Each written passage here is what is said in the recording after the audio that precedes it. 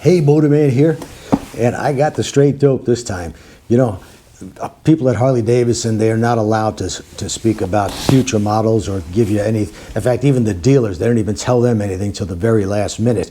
But being a resourceful person, I found out that one of the people at Harley Davidson who's in the know had a dentist appointment. So I find out with the dentist where he is. I got his phone number. I give him a call. I offer him a few bucks. You know, things are bad even in the dentist industry. And as you see, I got some information. Tell me what you know about the new Harley models. Ow!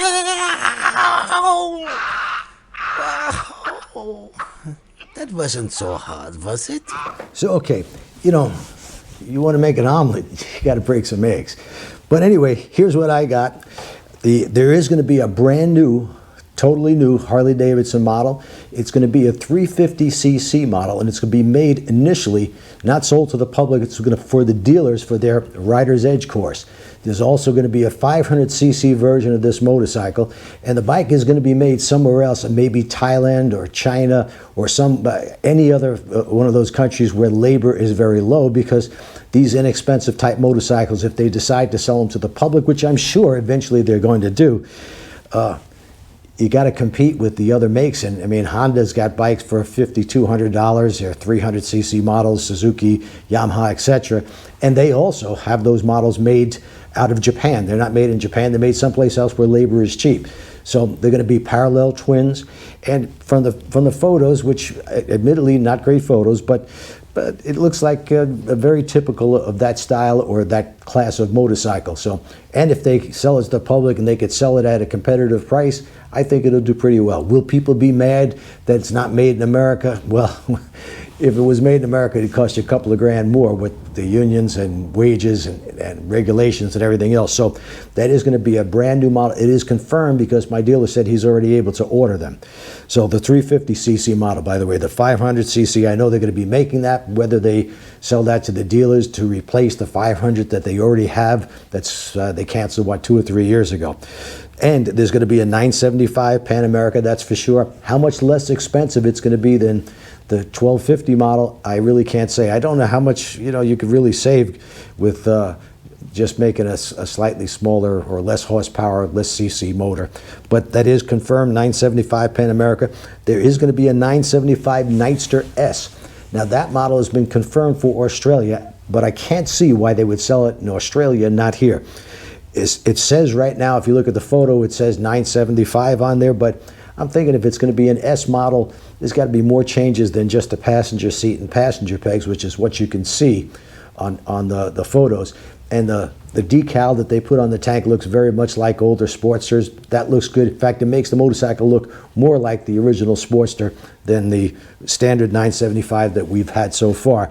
Maybe it's because of the black paint and the decal, I don't know. But speaking of which, the 975, as far as I know, hasn't exactly set the world on fire. That could be because of the price, which is up around, I think, $13,500, $14,000. By the time you add the freight and the surcharge, etc. And I never thought, to me, it looks okay. They wanted to copy the Sportster they already had, but for some reason, their 975 Nightster, to me, doesn't look as much like a Sportster as like a Honda Spirit 750. And Honda Spirit, the 750, and I think Yamaha made one, I forget what they call that model, but it was obviously copied after the Sportster. But they did a great job hiding the radiator on those bikes. Meanwhile, on the 975, the radiator is gigantic. I think that's the worst thing about that motorcycle.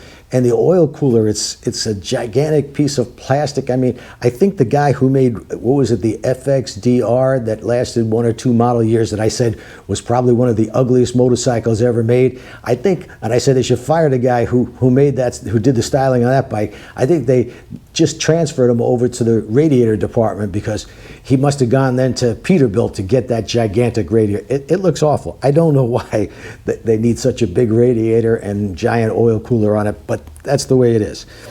Some of the rumors, these are not confirmed, Road King ST model with the 117. I even wrote this stuff down so I don't forget. A Road King Special, I'm thinking It's going to have the 117 motor. In fact, I think the Road King Special, the Road Glide Special, and the Street Glide Special are going to have at least the option of the 117 motor. That only makes sense because they're doing away with the 107s. So that means the standard Street Glide and Road Glide, either they put the 114 motor in them or they discontinue them altogether because there's no more 107. That's one of the reasons they're canceling the Road King standard and the Softail standard, because they had the 107 motor. So it appears that at the very least, the dealer said they couldn't order those models, so they must be gone. There's not going to be any bikes with the 107. It's going to be the 114. And I'm thinking, you know, even the CVOs, are they going to put 117s in them again? I really can't say. I would think maybe the 131, especially when you're spending that kind of money, $45,000 and up. As far as anniversary models, for sure, it's been confirmed there's going to be a Heritage and a Fat Boy with the anniversary colors, though I don't know what those colors are as of yet. I haven't found anything on the internet about it. And there's going to be on the Lowrider S and ST, forget the gray, it's gone. It's going to be a white sand pearl or the black. Why they don't offer more colors, I don't know, but I think it's going to look good. And I like that white sand pearl. It looks very good. So that's what I've got so far. And like I said, some of the stuff is actually confirmed, regardless of how I got that confirmation. You're seeing it here. Before I go, a quick tip. It's cold outside. You're probably not riding. If you're storing your motorcycle, check the air pressure.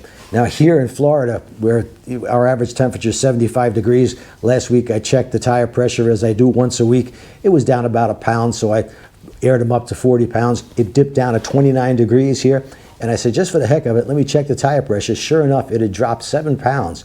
So if you're living in one of these areas where it's below zero and you got your bike sitting in the garage and it's probably 20 degrees in the garage, check that tire pressure, because if the tires get really low and the bike is just sitting for a long time, it's probably going to flat spot the tires. So I would even overinflate them. I'd pump them up to 50 pounds just to make sure that they don't get flat spotted. But that's it for now. I hope you learned something, and maybe I made you laugh just a little bit. And if you like this video, I'm sure you're going to like this one as well.